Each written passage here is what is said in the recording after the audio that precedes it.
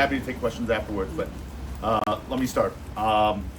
State Senator Tony Hwang, representing the 28th Senate District. We're here at the Fairfield train station where last Thursday the possible unauthorized drones were observed flying in our community. And unfortunately, since then, our community has been abuzz with speculation and uncertainty without information. And so for me as a state senator and as a former public safety committee chair, we're familiar with drones, but I'm also extremely concerned that we are not getting information. And so I will be submitting a letter to the Homeland Security Secretary today, formally asking for federal authorities to give facts and explanations and not just reassurances without any answers. That seems to be where we are right now. The reassurance that it's safe, it's benign, but not real facts as to who and what these drones are. So I'm here to advocate and to give voice. So let me repeat again. I want to be here to advocate and give voice to my constituents and to ask for information that is critically needed to guide state authorities, our state agencies, and to ultimately empower our local law enforcement to be able to do their job to protect and inform our community. Because at present, we're at a standstill. We're not getting that information from our federal authorities. So it's very unsettling to public safety and security and our peace of mind during the holiday season. So urgently, at present, what we have is a lack of information at all levels of government to the public. It's unacceptable. The fact that we had a sighting last Thursday and that weeks have gone by in New York and New Jersey, that we have not gotten an explanation as to who and what these drones are. It really is a breakdown of transparency, trusted communications, and answers. There are two possible theories, none of which are good in my mind, is the fact that our government truly do not know what these drones are up there for. That is alarming. But the other possibility is the fact that the government does know and is not sharing transparency and facts with the community. So I'm repeating again, for me as a state senator, I'm here to ask for facts and answers on behalf of my constituents and to help our state agencies to be able to inform and empower our local law enforcement to do their job, that is to protect and inform the public. And right now we're not having that. So it's really a necessary need for me today to raise that concern. It's been far too long. And I want to acknowledge my federal representatives, particularly Senator Blumenthal and Representative Hines, for their efforts on behalf of our community. They have asked the same question as well, and they seem to be getting the same kind of reassurances without facts. But I want to commend them for making that effort on our community's behalf. But I also wanted to add that what I've heard in news releases is the fact that the federal government could possibly be sending drone detection technology to New York and New Jersey. And if that is indeed the case, Connecticut needs to be part of that answer. So for me, we need to be proactive, not reactive, and that requires full transparency, accountability, and an honest conversation to ensure our public safety. People just don't know. And I'm here to ask for answers on their behalf. And I'm happy to take any questions. I want to thank you all for being here.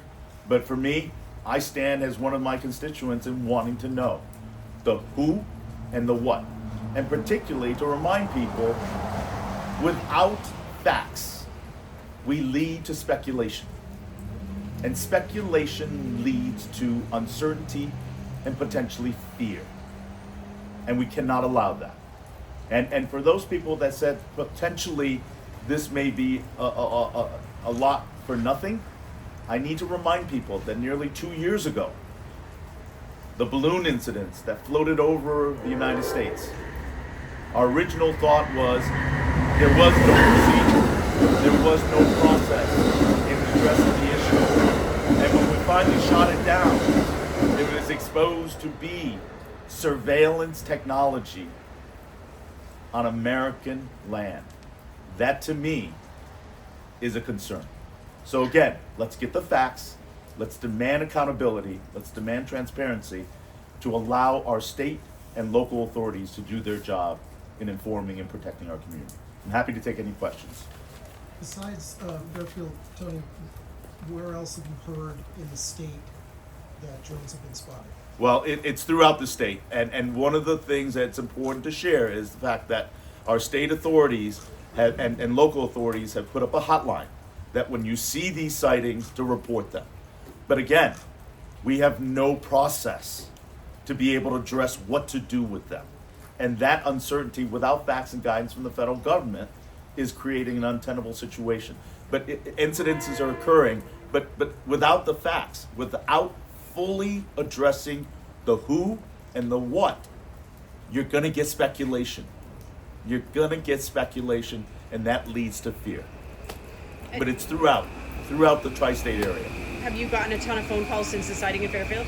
I've gotten emails, I've got phone calls, but I will share with you, in talking to people, they don't want to be overly concerned for fear of being perceived as conspiracy theorists, for unwarranted fear and speculation.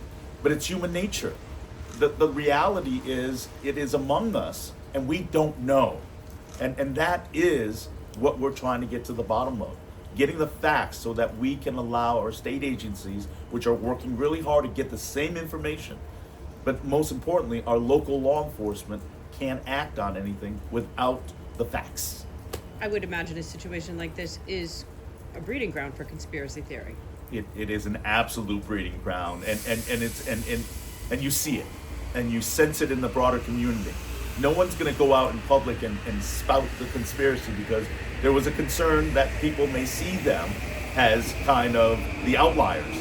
But it's out there because absent the facts from our federal government, which regulates drones because it is an aircraft, and without regulation, I know there are conversations about being able to shoot them down. Well, we can't do that, in my mind, without federal assurances and guidelines. Our law enforcement hands are tied.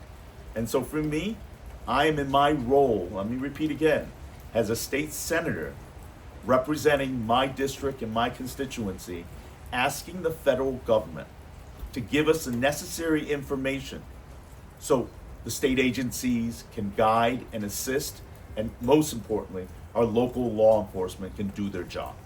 Tony, I saw videos this morning of people in New Jersey who were actively shooting at them. I'm talking about civilians now, not like police or anything like that. What do you say to people in Connecticut who want to take matters into their own hands? I think that is the concern. That is a big reason why I wanted to have this press conference is absent action, absent guidance, people are going to take actions into their own hands. And that is dangerous. So let us get to work, let us get the facts.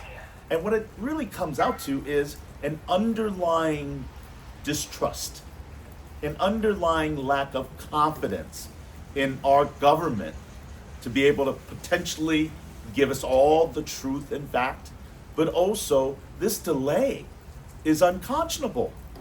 It's unconscionable that New Jersey has endured this for weeks. We've had this since last Thursday and the proliferation and the coverage of it, and there is still no factual answers. The Homeland Secretary appeared on national TV and said, this is benign, reassurances that this is not dangerous. But we didn't get the who, we didn't get the what, and that is absolutely critical to allay the concerns. And please, to the general public, do not take situations into your own hand. We don't know what's in there. We don't know what's at risk. Let us work in concert with our state agencies and local law enforcement to be able to address this issue. Again, let me repeat, I'm going to be redundant, as my wife would say quite often. It is important for my role as a state senator to give my constituents a voice that they feel that they don't have on this issue, and to be able to get the facts and the necessary information so that our state agencies, who are working so hard and diligently, can guide and give process to our local law enforcement so that we can address those concerns and issues.